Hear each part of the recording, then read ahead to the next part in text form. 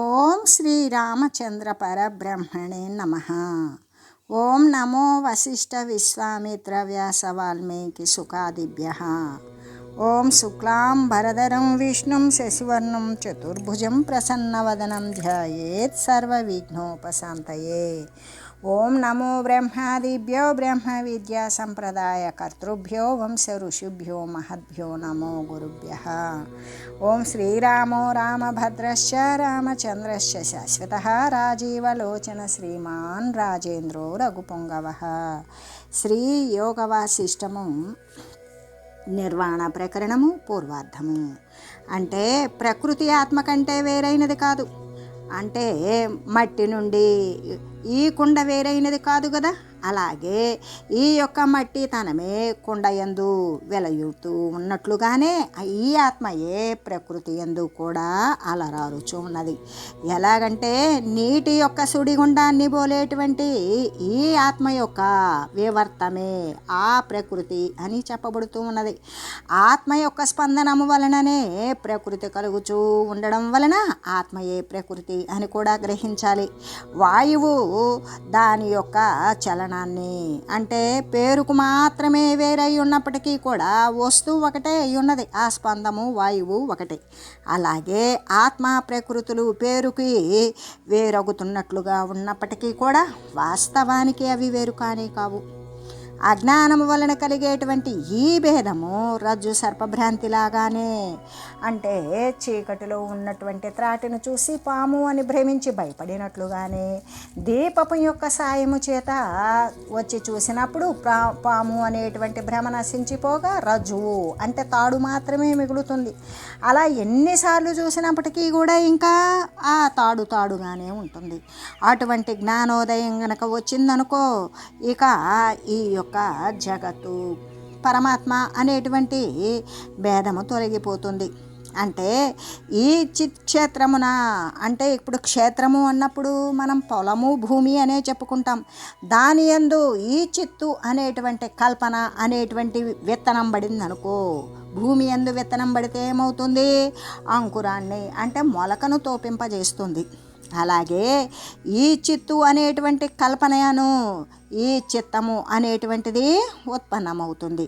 అదే కదా సంసారము అనేటువంటి భవిష్యత్తు అనబడేటువంటి వనాన్ని మరీ సృష్టిస్తుంది అని చెబుతూ, ఈ కల్పనా బీజము ఆత్మవిజ్ఞానమున దగ్ధము అంటే కాల్చివేయబడిందనుకో ఆత్మవిజ్ఞానము ద్వారా, అప్పుడిక వాసనలు అనేటువంటి నీరు చల్లబడినప్పటికీ కూడా అది ఎప్పటికీ కూడా మొలకెత్తదు.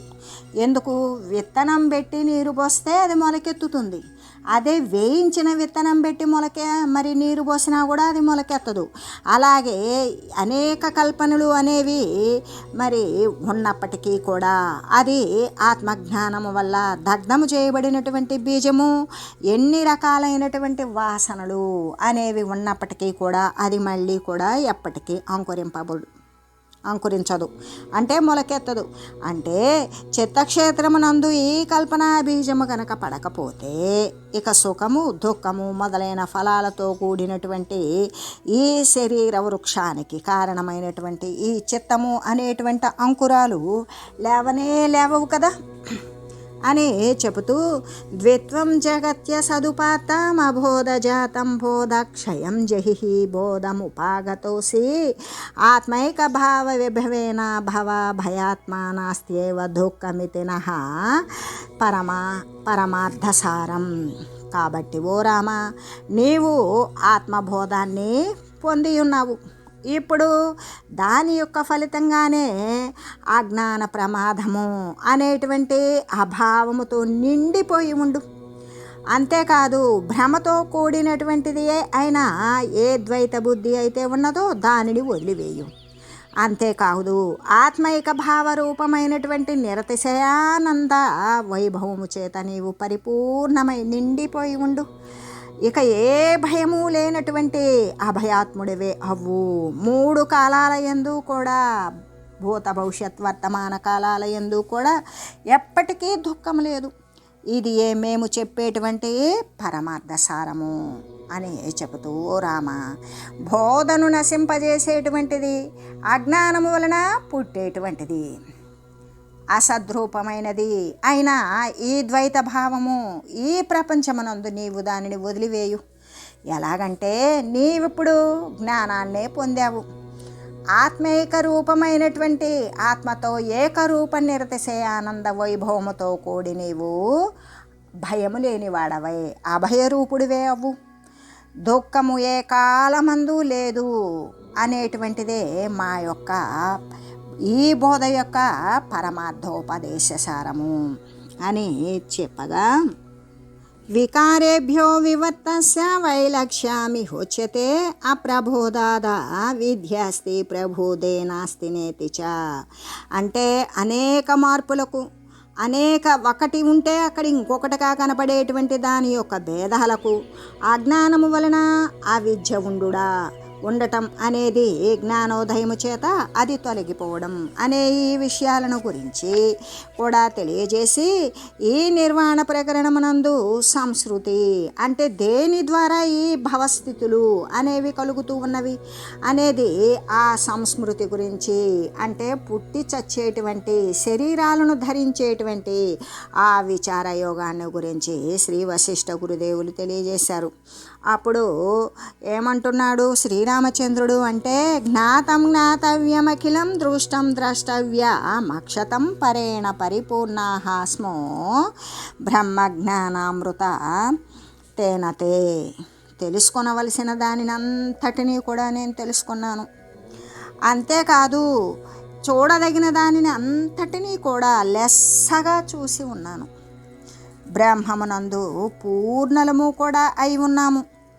మీరు ప్రసాదించినటువంటి ఈ బ్రహ్మజ్ఞానము అనే అమృతమునందు పరిపూర్ణలమే అయ్యున్నాము అని చెబుతున్నాడు శ్రీరామచంద్రుడు. ఓ మునీంద్ర, తెలుసుకొనవలసినటువంటి దానిని అంతటను తెలుసుకొని ఉన్నాము.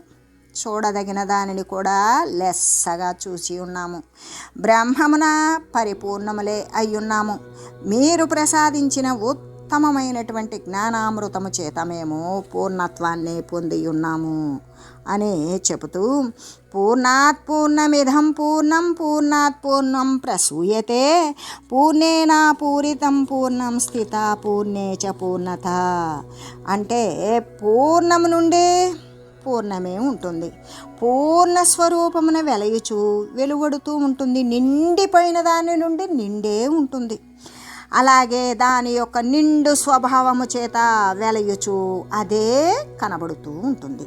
ఇదంతా కూడా పూర్ణముతో నిండి పూర్ణమునందు పూర్ణముననే వెలయుచు ఉన్నది అని చెబుతూ, అంటే పూర్ణము నుండి పూర్ణస్వరూపమున వెలయుచు అంటే మొత్తము సర్వవ్యాపకమైనటువంటి దాని నుండి సర్వవ్యాపకమై పూర్ణస్వరూపమున మొత్తము నిండిపోయినటువంటి దాని నుండి పూర్ణమే అయ్యే కనబడుతూ ఉన్నది. ఇదంతా కూడా సర్వము నిండిపోయినటువంటి పూర్ణముతో నిండి పూర్ణమునందే వెలయుచు ఉన్నది అని చెప్పగా, అప్పుడు ఇంకా ఇలా అంటూ ఉన్నాడు. ఓ బ్రహ్మజ్ఞాని, బాలుడు తండ్రిని వేడుకొకరకు ప్రశ్నించినట్లుగానే మళ్ళీ కూడా నేను మిమ్మల్ని ప్రశ్నిస్తూ ఉన్నాను.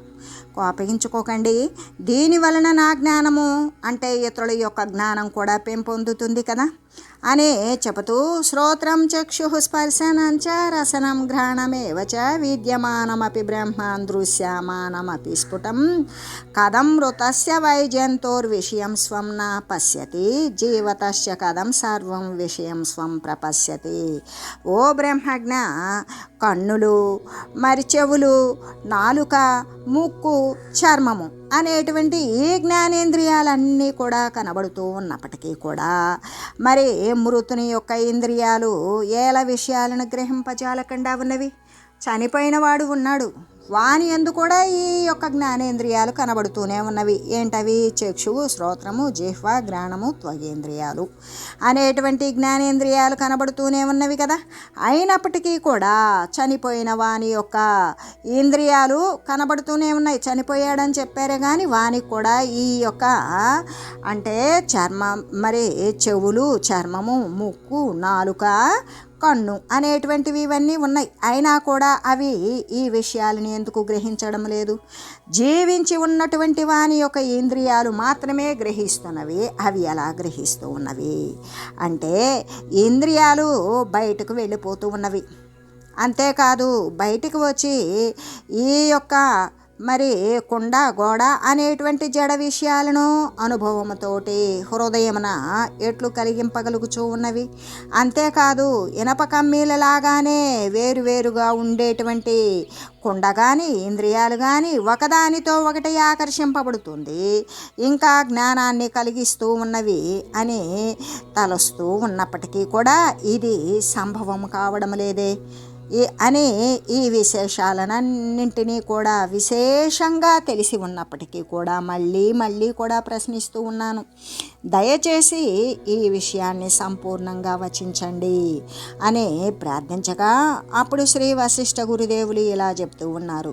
ఇంద్రియాధ్యపి చిత్తాది ఘటాధ్యపి కించన పృథక్ సంభవతి హాంగా నిర్మల చేతన ధృతే. శ్రీ వశిష్ఠ గురుదేవులు ఏమని చెప్తూ ఉన్నారు అంటే ప్రత్యక్షమైన ప్రమాణానికి కారణములే అయినటువంటివి ఇంద్రియాలు.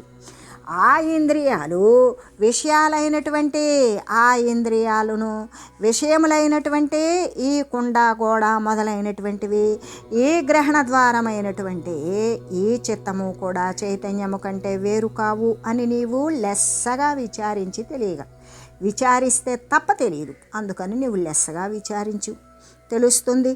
ఆకాశంలాగానే శబ్దమైనటువంటి ఏ చైతన్యమైతే ఉన్నదో అదే మాయతో కూడుతుంది. పూర్వ వాసనల వలన వానికి గతంలో ఉన్నటువంటి ప్రాక్తన వాసనల వలన భావింపబడి అది లింగ శరీరముగా అంటే పురియష్టంగా భావించబడుతూ ఉన్నది. ఆ బ్రహ్మమే జగత్తు స్థితికి, ఆ బ్రహ్మమే జగత్తు స్థితికి కారణమైనటువంటి ప్రకృతి అయ్యింది. ఈ ప్రకృతి నుండే ఇంద్రియాలు మొదలైనటువంటి కరణాలు అంటే ఉపకరణాలు, ఘటాలు అంటే కుండలు మొదలైనటువంటి వస్తువులన్నీ కూడా కలుగుతూ ఉన్నవి. అంటే పురియష్టముఖంగా మారినటువంటి చిత్తు ఉన్నది కదా, ఆ చిత్తత్వమే తన యొక్క స్వరూపమైనటువంటి చిత్తము మొదలైనటువంటి వానితో కూడి పురియష్టకం యొక్క స్వభావాన్ని అనుసరిస్తుంది. అలా లింగ శరీరాన్ని అనుసరించి చిత్తవృత్తులను దాల్చుతూ ఉంటుంది. ఇవే బయట ఉన్నటువంటి ఘటాదుల రూపాన్ని కూడా ధరిస్తుంది. అందువలన మృత్యు సమయమునందు స్థూల శరీరము నుండి పురియష్టక సమన్వితమైనటువంటి సూక్ష్మ శరీరము బయటకు వెళ్ళిపోయి ఇంద్రియాలకు వెళ్ళిపోయినప్పుడు ఇంద్రియాలకు దర్శన సామర్థ్యము అనేటువంటిది ఉండదు అని శ్రీ వశిష్ఠ గురుదేవులు చెప్పగా అప్పుడు శ్రీరామచంద్రుడు మళ్ళీ ఇలా అడుగుతూ ఉన్నాడు. జగత్ సహస్ర నిర్మాణ మహిమ్నో దర్పణస్య చ పూర్యష్టకస్య భగవన్ రూపం కథయకి దృశ్యం. ఓ భగవంతుడా, వేల కొలదిగా జగత్తుల యొక్క ప్రతిఫలింపజేయు శక్తి కలిగినటువంటి దర్పణం అంటే అద్దము అనబడేటువంటి ఈ పురియష్టకాన్ని గురించి మీరు తెలియజేయండి అనగా అప్పుడు శ్రీ వశిష్ఠ గురుదేవులు అనాద్యంతం జగద్బీజం యద్బ్రహ్మాస్తి నిరామయం భార సంశుద్ధ చిన్మాత్రం కళాకలనవర్జితం అని చెబుతూ అంటే అనాద్య అంతమును అంటే ఆది లేనటువంటిది, అనంతమును అంతము కూడా లేనటువంటిది ఏమై ఉన్నది? నిరామయము, దేని చేత కూడా నిండబడలేదు. తేజోమయము, కేవలము జ్యోతిస్వరూపమైన ప్రకాశముతో నిండిపోయినది అయిన బ్రహ్మమే ఆకాశము మొదలైన సూక్ష్మభూతాల యొక్క సృష్టి తర్వాత కల్పన వివర్జితమయ్యి జగత్తు యొక్క బీజమయ్యి అపంచీకృత భూత పంచకముతో కూడినటువంటి బ్రహ్మాండాన్ని సృష్టించింది. అలాగా సృష్టించి దాని యొక్క ప్రతిబింబమై సూత్రప్రాణము అంటే హిరణ్యగర్భుడే అయ్యింది. అలాగా హిరణ్యగర్భుడై శరీర మధ్యమున జీవరూపంలో ప్రవేశిస్తూ ఉన్నది. ఆ జీవుడు వాసనల వలన అవయవాలను కల్పించుకొని పుష్టిని పొందుతాడు. బాహ్యము నందు అభ్యంతరం యొక్క వ్యాపారాల వలన కూడా వాడు చలితుడు అంటే స్పందితుడే అగుచూ ఉన్నాడు. అతడు అహంభావము వలన అహంకారాన్ని, మానసికమైనటువంటి మననము వలన మనస్సును, నిశ్చయమైనటువంటి బుద్ధి పదార్థాల వలన చూడడం వలన ఇంద్రియాలను కూడా ఆగుచూ ఉన్నాడు. అతడు దేహభావము వలన దేహాన్ని, మరి ఘటభావము వలన ఘటాన్ని, ఇలాగే తక్కిన విషయాలు కూడా మరి పురియష్టకము అంటే తక్కిన విషయాలన్నీ కూడా ఇలాగే సృజింపబడి పురియష్టకము అని చెప్పబడుతూ ఉన్నాడు. అంటే జ్ఞానేంద్రియ వ్యాపారాల యొక్క ప్రవర్తితమై జ్ఞాతృత్వాన్ని, కర్మేంద్రియాల యొక్క అంటే వాక్కు పాణిపాద గుహ్యపాదములు అనేటువంటి వాటి యొక్క వ్యాపారాల ప్రవర్తితమైన కర్తృత్వాన్ని, వాటి ఫలాలను కూడా పొంది భోక్తృత్వాన్ని, ఈ అన్ని విషయాల యొక్క ఉదాసీన్యాన్ని పూనుకొని సాక్షిత్వాన్ని కూడా అది వెలయుచూ ఉంటుంది. అంతేకాక ఇంకా ఇతరములైనటువంటి భోగించబడేటువంటి భోగ సమూహాల యొక్క యందు అధ్యస్థమై ఉండడం చేత అది సంవిత్తే చిత్తు యొక్క ప్రధానంగా పర్యాలోచించబడినటువంటి జీవుడు అని, జడ ప్రధానంగా ఆలోచింపబడినప్పుడు పురియష్టకము అని చెప్పబడుతూ ఉంటుంది. అయితే ఈ విధంగా శరీరాన్ని ప్రవేశించినటువంటి జీవుడు కాలక్రమంగా ఆ శరీరమునందు తాదాత్మ్య బుద్ధినే పొందుతాడు. పొంది తత్కాల సంభవములగు ఆ కాలంలో సంభవించినటువంటి సుఖ దుఃఖాలను పొందుతూ ఉంటాడు. పురియష్టకము యొక్క స్వభావాన్ని అనుసరించి అనంత వాసనా కల్పలితములైనటువంటి అంటే అంతము లేని కోరికలు, వాంఛలు, ఈచ్ఛలు, రాగద్వేషాలతో కల్పితమైన రూపాలను ధరిస్తూ ఉన్నాడు. అంటే నీరు జల్లితే గనక విత్తనాలు మొలకలెత్తి చిగుర్చినట్లుగానే ఈ జీవుడు కూడా ఏం చేస్తూ ఉన్నాడు, వాసనాసిక్తుడవుతున్నాడు. వాసనలతో కూడుకొని జగద్రూపాన్ని ధరిస్తూ ఉన్నాడు. ఇట్లా మిథ్యాజ్ఞానం వలన తన యొక్క అధ్యస్థ రూపాన్ని మరిచి ఆద్య రూపాన్ని మరిచిపోతున్నాడు. అంటే మీ అబద్ధమైనటువంటి ఈ యొక్క దృశ్యమాన జగత్తు వల్ల జనించిన ఈ అబద్ధపు జ్ఞానం, అనాత్మ స్వభావం వలన తన యొక్క ఆద్య రూపము మొట్టమొదట తాను ఏమై ఉన్నది, తను ఏమిటి అనే విషయాన్ని మరిచి శరీరాదులుగానే భావించుకుంటూ ఉన్నాడు. భ్రమత్యేవ జగచ్చీవో వాసనావలిత శిరం ఊర్ధ్వాదో గమనైరబ్ధౌ కాష్టం వీచి హతం యథ. అంటే సముద్ర తరంగాల చేత కొట్టబడినటువంటి కొయ్య పైకి లేస్తూ క్రిందకు పడుతూ ఉంటుంది కదా. ఇప్పుడు సముద్రంలో కొన్ని కొయ్యలబడినవి అవేంటి తరంగాల చేత పైకి లేస్తాయి, మరి కింద పడిపోతూ ఉంటాయి. అలాగనే వాసనలతో నిండిపోయినటువంటి ఈ జీవుడు కూడా ఈ సంసారము అనే సముద్రమునందు ఉత్కృష్టము నికృష్ట జన్మలను పొందుతూ కొట్టుకొని పోతూ ఉంటాడు.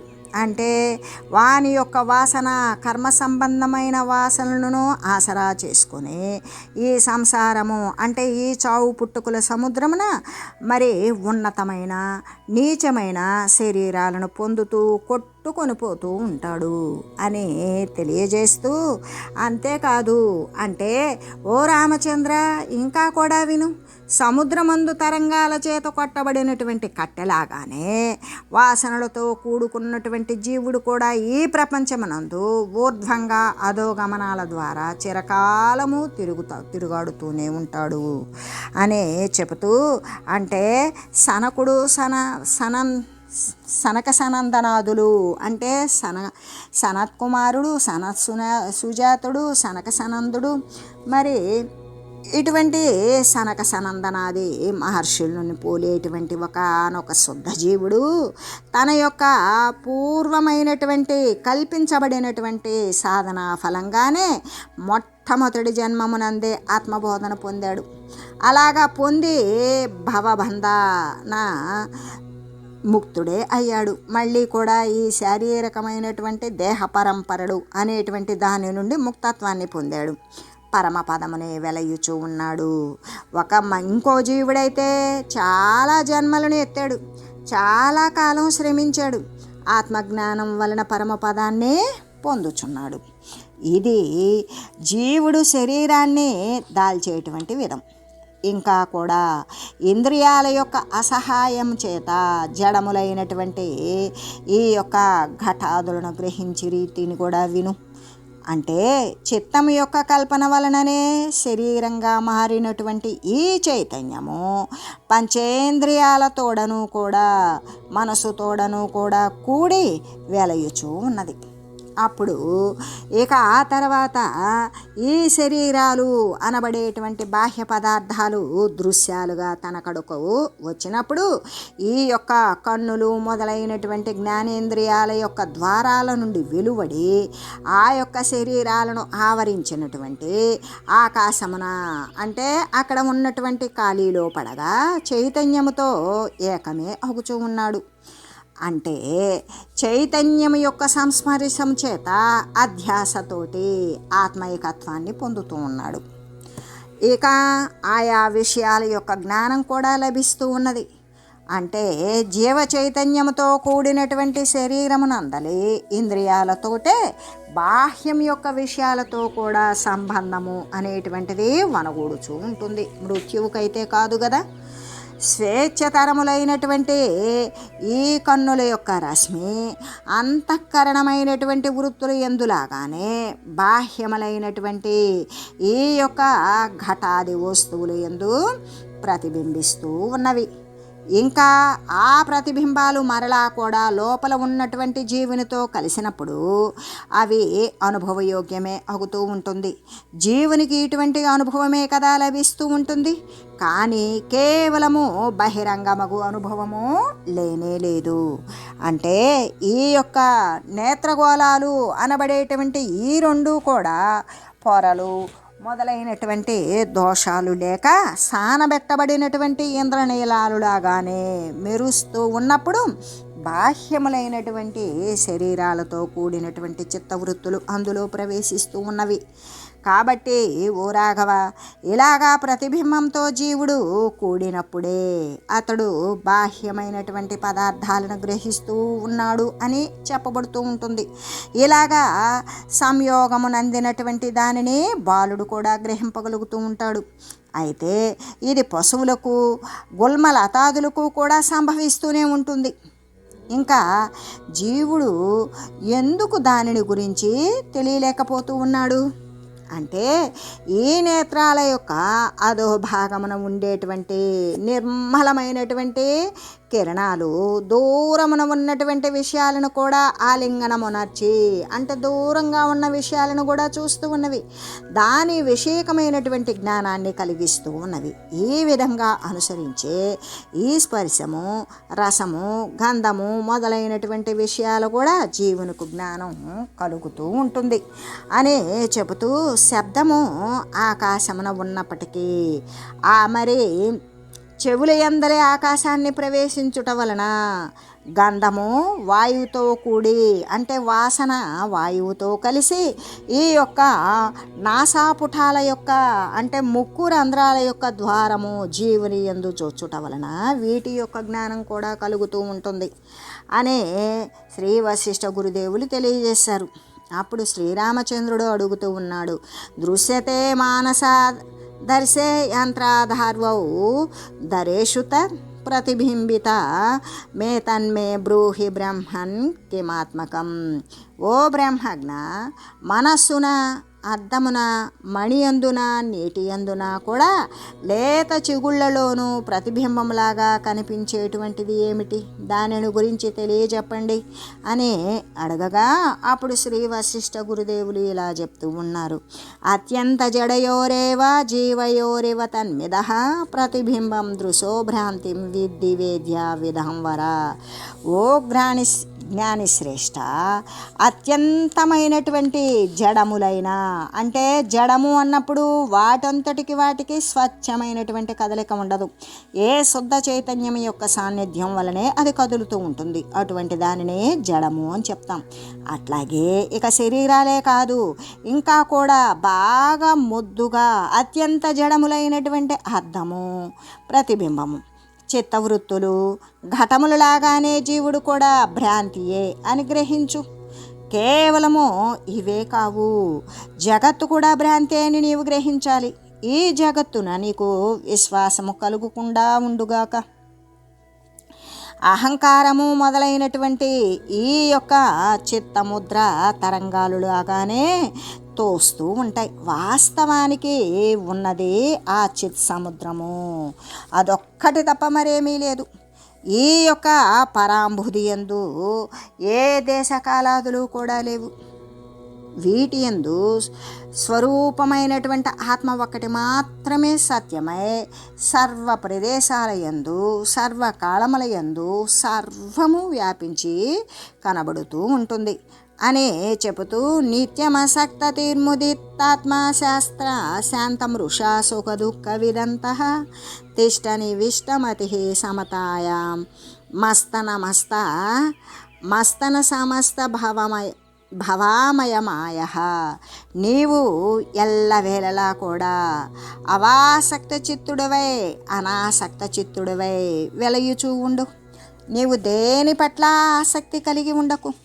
నీ బుద్ధి సుఖము దుఃఖములను కూడా మిథ్యా అని గ్రహించాలి. అది అప్పుడు శాంతియుతమే అవుతుంది అని చెబుతూ భవమాయ అనేటువంటి ఏ పుట్టుకైతే ఉన్నదో అది లేనిదే. ఆ మాయ అనేటువంటి వ్యాధి నుండి విముక్తుడవై మరి నువ్వు వదలబడిన వాడవై ఏకాగ్రమైన చిత్తము చేత ఆనందంతో కూడినటువంటి భావాన్ని సామ్య భావాన్ని అవలంబించి నీవు అలా వెలయుచూ ఉండు. అంటే బ్రహ్మభావమునందే నీవు వినిష్ఠుడివి అయి ఉండు అని చెబుతూ ఇహ కల్పనయా జీవే లింగపురి అష్టకోద్భవ వర్ణితో క్లైస్తదా దస్య బాహ్యార్థ గ్రహణ క్రమ. అంటే పురి అష్టకముతో కూడినటువంటి లింగ శరీరం యొక్క ఉత్పత్తిని, ఇంద్రియాలు బాహ్య విషయాలను గ్రహించడం అనేటువంటి విషయాలను వర్ణిస్తూ ఈ నిర్వాణ ప్రకరణమునందు అక్ష సంవేద విచార యోగోపదేశము అనేటువంటి దానిని గురించి తెలియజేసి ఇంకా కూడా శ్రీ వశిష్ఠ గురుదేవులు ఇలాగా చెప్తూ ఉన్నారు. నా పునర్భవతః పూర్ణం సంపన్న చక్షురాదయ యథా కమల జస్త్యైత సర్వమేవ త్వయా శృతం. శుద్ధమైనటువంటి బ్రహ్మమునకు ఆ కల్పనకు పూర్వము చక్షురాది ఇంద్రియాలు లేవని, అంటే ఈ జ్ఞానేంద్రియాలు అనేటువంటివి లేవు. సమిష్టి జీవుడైనటువంటి ఆ హిరణ్య గర్భుడు అంటే ఆ పద్మజమనందు ఆ తామరయందు జన్మించిన పద్మమనందు జన్మించిన హిరణ్య గర్భుని యందే అవి కలిగి ఉన్నవి. తర్వాత వేష్టి జీవులు యందు కూడా అవి అనుభూతములవుచూ ఉన్నవి అని నీవు విని ఉన్నావు. అయితే హిరణ్య గర్భుని యందు పురి అష్టకము విషయాలను గ్రహించేటువంటి శక్తి ఉదయించినట్లుగానే వ్యష్టి జీవుల యందు కూడా అది ఉదయిస్తూనే ఉన్నది. ఎలాగంటే మాతృగర్భమున ఉన్నటువంటి వ్యష్టి జీవునకు 6వ మాసమున ఈ యొక్క జ్ఞానేంద్రియాలు, ఈ చక్షురాది, ఈ నేత్రాలు, కన్నులు, ముక్కు, చెవి, నాలుక, చర్మము అనేటువంటివి ఏర్పడతాయి. కాబట్టి ఈ ఇంద్రియాలు పురి అష్టకాన్నే కలిగిస్తూ ఉన్నవి కదా. అక్కడ నుండి అతడు తన యొక్క వ్యవహారానికి తగినటువంటి విషయాలను వాసనల వలన భావించుకొని అలాగే చూస్తూ ఉంటాడు. అంటే అన్నింటికంటే కూడా మొట్టమొదటిది అయినటువంటిది హిరణ్య గర్భుని యొక్క మనస్సును ఏ విధముగా సంవేదన ఇంద్రియాలు ఇంద్రియ విషయాలు సంపన్నములే అగుచూ ఉన్నవో, ఆ యొక్క ఇంద్రియ విషయాలతోటి నిండిపోతూ ఉన్నవో, అలాగే వ్యష్టి జీవుని యందు కూడా సంపన్నములే అగుచూ ఉన్నవి అని నేను నీకు తెలియజేసి ఉన్నాను. సృష్టికి పూర్వం కనబడేటువంటి ఏ శుద్ధ సంవిత్తు అయితే ఉన్నదో అది వ్యష్టి సమిష్టి జీవులు అందరి యందు కూడా ఒకే రూపంలో ఉత్పన్నమవుతూ ఉంటుంది. తర్వాత అది అహం అంటే నేను అనే అభిమానంతో కూడుకొని తన యొక్క పుర్యష్టకాన్ని పొందుతుంది. అయినప్పటికీ కూడా ఈ సంవిత్తు విశుద్ధమే అని నీవు గ్రహించాలి అని తెలియజేస్తూ ఓం మంగళం శ్రీ గురుదేవాయ మహనీయ గుణాత్మనే సర్వలోక శరణ్యాయ సాధురూపాయ మంగళం. ఓం మంగళం కోసలేంద్రాయ రామాయ రామభద్రాయ చక్రవర్తి తనూజాయ సార్వభౌమాయ జానకీ వల్లభాయ శ్రీరామచంద్రాయ మంగళం. ఓం తత్సత్.